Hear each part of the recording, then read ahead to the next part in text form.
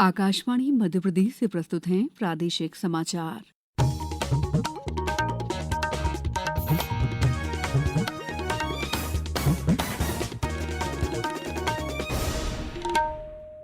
नमस्कार, समाचारों के साथ मैं दीपा सिंह। सबसे पहले मुख्य समाचार। भारत और रूस ने आज शिक्षा और स्वास्थ्य सहित कई क्षेत्रों में समझौतों पर हस्ताक्षर किए। केंद्र सरकार देश भर में जल्द ही सहकारी टैक्सी और सहकारी बीमा जैसी पहल शुरू करेगी। मुख्यमंत्री ने आज ऑनलाइन प्रक्रिया से चयनित आंगनबाड़ी कार्यकर्ताओं और सहायिकाओं को प्रदान किए नियुक्ति पत्र। और विधानसभा का शीतकालीन सत्र अनिश्चितकाल के लिए स्थगित। 13,000 करोड़ से अधिक का अनुपूरक बजट पारित। अब समाचार विस्तार से। भारत और रूस ने आज रक्षा, व्यापार, अर्थव्यवस्था, स्वास्थ्य सेवा, शिक्षा, संस्कृति और मीडिया से जुड़े क्षेत्रों में कई समझौतों पर हस्ताक्षर किए। नई दिल्ली में 23वें भारत रूस वार्षिक शिखर सम्मेलन में रूसी राष्ट्रपति व्लादिमीर पुतिन के साथ संयुक्त प्रेस वार्ता को संबोधित करते हुए प्रधानमंत्री ने विश्वास जताया कि भारत रूस मैत्री वैश्विक चुनौतियों का सामना करने की शक्ति प्रदान करेगी और यही विश्वास दोनों देशों का साझा भविष्य सुनिश्चित करेगा। उन्होंने कहा कि भारत और रूस आतंकवाद के खिलाफ लड़ाई में कंधे से कंधा मिलाकर खड़े हैं। आतंकवाद के विरुद्ध लड़ाई में भारत और रूस ने लंबे समय से कंधा मिलाकर सहयोग किया है। पहलगाम में हुआ आतंकी हमला हो या क्रोकस सिटी हॉल पर किया गया कायरतापूर्ण आघात, इन सभी घटनाओं की जड़ एक ही है। भारत का अटल विश्वास है कि आतंकवाद मानवता के मूल्यों पर सीधा प्रहार है और इसके विरुद्ध वैश्विक एकता ही हमारी सबसे बड़ी ताकत है। गृह तथा सहकारिता मंत्री अमित शाह ने कहा है कि सरकार जल्द ही देश भर में सहकारी टैक्सी, सहकारी बीमा और सहकारी समितियों के बीच सहयोग जैसी पहल शुरू करेगी। गुजरात के गांधीनगर में नाबार्ड IAMAI अर्थ समिट 2025 के उद्घाटन सत्र में श्री अमित शाह ने दोहराया कि ग्रामीण अर्थव्यवस्थाओं को मजबूत किए बिना विकसित भारत का सपना साकार नहीं होगा। केंद्रीय मंत्री ने कहा कि सरकार का लक्ष्य आगामी वर्षों में देश के सकल घरेलू उत्पाद में सहकारी क्षेत्र के योगदान को 3 गुना बढ़ाना है। 2 दिन के शिखर सम्मेलन में श्री शाह ने सहकार सारथी, सहकार सेतु, अभियान साथी और पैक्स साथी सहित कई पहलों का शुभारंभ किया, जिनका उद्देश्य ग्रामीण बैंकिंग प्रणाली को मजबूत करना है। कृषि और किसान कल्याण मंत्री शिवराज सिंह चौहान ने कहा है कि कृषि भारतीय अर्थव्यवस्था की रीढ़ है। राज्यसभा में आज श्री चौहान ने कहा कि सरकार ने तय किया है कि फसलों का न्यूनतम समर्थन मूल्य MSP लागत में मुनाफे का 50% जोड़कर तय किया जाएगा। कृषि भारतीय अर्थव्यवस्था की रीढ़ है और किसान उसके प्राण, और किसानों का कल्याण मोदी सरकार का सर्वोच्च संकल्प है।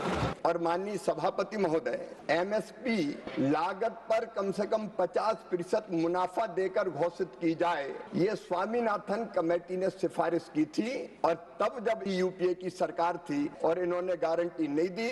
मैं गर्व के साथ कहता हूं, ये नरेंद्र मोदी सरकार है जिसने 19 में ये तय किया कि लागत पर 50% मुनाफा देकर MSP तय की जाएगी।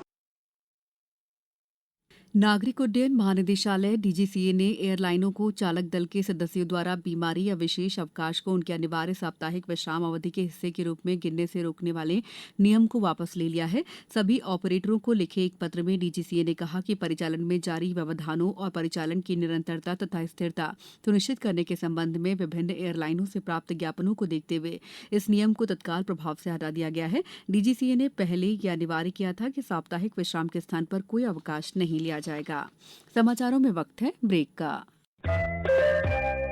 ये समाचार आप आकाशवाणी मध्य प्रदेश से सुन रहे हैं। ये समाचार बुलेटिन YouTube पर, Madhya Pradesh news All India radio channel पर और फेसबुक, साथ ही X प्लेटफॉर्म पर AIR न्यूज भोपाल पेज पर सुने जा सकते हैं। इसके अलावा आप हमारी वेबसाइट newsonair.gov.in पर अथवा न्यूज ऑन AIR ऐप पर भी समाचार सुन सकते हैं।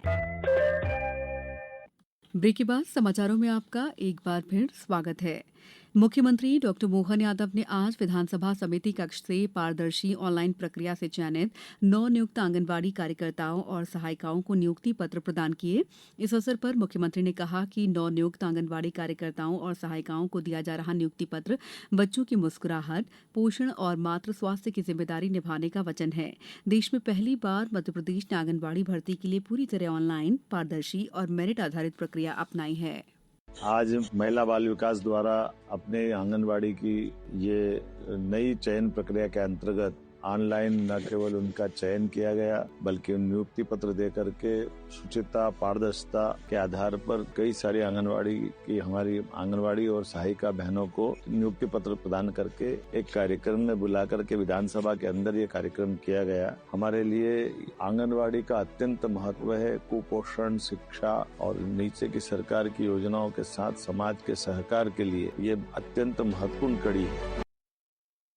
निर्वाचन आयोग ने आज कहा कि विशेष गहन पुनरीक्षण एसआईआर चरण 2 की शुरुआत के बाद मतदाताओं में 50 करोड़ 92 लाख से अधिक गणना पत्रक वितरित किए जा चुके हैं। इस चरण में लगभग 51 करोड़ मतदाताओं में से 99.9% सम्मिलित किए जाएंगे। आयोग ने कहा है कि अब तक लगभग 47 करोड़ फॉर्म का डिजिटलीकरण किया जा चुका है। दमोह जिले में मतदाता गहन पुनरीक्षण का कार्य लगभग पूरा हो चुका है। कलेक्टर के द्वारा समय समय पर इसकी जानकारी फेसबुक लाइव के द्वारा आम जनता को दी जा रही है। आम जनता की जिज्ञासाओं का भी समाधान विशेषज्ञ टीम के द्वारा किया जा रहा है। कलेक्टर सुधीर कोचर ने बताया। और आज से लेकर तक 7 दिन डेली बेसिस पे फेसबुक लाइव होगा शाम को 6 बजे, जिसमें मैं और हमारे मास्टर ट्रेनर सारे बैठेंगे और जनता जो मतदाता हैं हमारे, उनकी समस्याओं का हम निराकरण करेंगे, उनकी जिज्ञासाओं का समाधान करेंगे। दूसरी चीज़, हमने कलेक्ट्रेट में जन सुनवाई कक्ष में एक 10 कंप्यूटर ऑपरेटरों की टीम बिठाई है जो कि 2003 का डेटा या मतदाता सूची में मतदाताओं का नाम निकालने में मतदाताओं की मदद कर रही है। वहाँ पर एक मास्टर ट्रेनर भी रहेंगे जो कि और कोई भी जिज्ञासा है लोगों की तो वो उनसे आकर के बिल्कुल पूछ सकते हैं। तो ये 2 व्यवस्थाएं की है। तीसरी चीज़, जहाँ आवश्यकता है वहाँ पर हम लोग लगातार शिविरों का आयोजन भी कर रहे हैं और उन शिविरों में हमारे जनप्रतिनिधिगण और हमारे BLAs और हमारे स्थानीय स्वयंसेवक सभी लोग उसमें मिलकर के काम कर रहे हैं। वहीं राजगढ़ जिला मुख्यालय सहित सभी विकासखंडों में मतदाता सूची के पुनरीक्षण का कार्य 100% पूरा हो गया है। विधानसभा के शीतकालीन सत्र का आज समापन हो गया, जिसमें 13,000 करोड़ रुपए से अधिक का द्वितीय अनुपूरक बजट पारित किया गया। अंतिम दिन सदन की कार्यवाही बिना भोजन अवकाश के लगातार चली और अधिकांश समय शांतिपूर्ण रहा। प्रश्नकाल में ग्राम पंचायत उदयनगर को नगर परिषद बनाने और परासिया के चांद माता क्षेत्र में ऑडिटोरियम निर्माण जैसे मुद्दे उठे, जिन पर मंत्री कैलाश विजयवर्गीय ने जवाब दिए। प्रदेश में होमगार्ड्स और नागरिक सुरक्षा स्थापना दिवस कल मनाया जाएगा। मुख्य कार्यक्रम राजधानी भोपाल में सुबह 10 बजे शुरू होगा, जिसमें मुख्यमंत्री डॉ. मोहन यादव मुख्य अतिथि के रूप में शामिल होंगे। विश्व मृदा दिवस के अवसर पर भारतीय मृदा विज्ञान संस्थान भोपाल में आज एक विशेष कार्यक्रम का आयोजन किया गया। कार्यक्रम में विश्व प्रसिद्ध मृदा वैज्ञानिक और पद्मश्री से सम्मानित प्रोफेसर रतन लाल ने वर्चुअली शामिल होकर किसानों के लिए टिकाऊ मिट्टी प्रबंधन के महत्व पर जोर दिया। शिवपुरी और मंदसौर जिलों में भी विश्व मृदा दिवस पर कार्यक्रम आयोजित किए गए। भोपाल के इंदिरा गांधी राष्ट्रीय मानव संग्रहालय में आज राष्ट्रीय बाल रंग की शुरुआत की गई, जिसमें 19 राज्यों के बच्चों ने सहभागिता की। अब कुछ समाचार संक्षेप में। नर्मदापुरम में आज विश्व एड्स जागरूकता सप्ताह 2025 के अंतर्गत साप्ताहिक जन जागरूकता कार्यक्रम आयोजित किया गया। शिवपुरी में प्रत्येक किसान के लिए समय पर और पारदर्शी उर्वरक सुनिश्चित करने के लिए ई-टोकन और उर्वरक वितरण प्रणाली व्यवस्था शुरू की गई है। वॉश ऑन व्हील योजना के तहत शहडोल जिले के 34 क्लस्टरों में स्वच्छता साथी अपनी सेवाएं देंगे। भारत और दक्षिण अफ्रीका के बीच तीसरा और अंतिम एक दिवसीय मुकाबला कल विशाखापट्टनम में खेला जाएगा। ये मैच भारतीय समय के अनुसार 1:30 बजे से शुरू होगा। दोनों टीम श्रृंखला में 1-1 की बराबरी पर हैं। इस बुलेटिन में बस इतना ही। अगला बुलेटिन कल सुबह 7:10 पर। नमस्कार।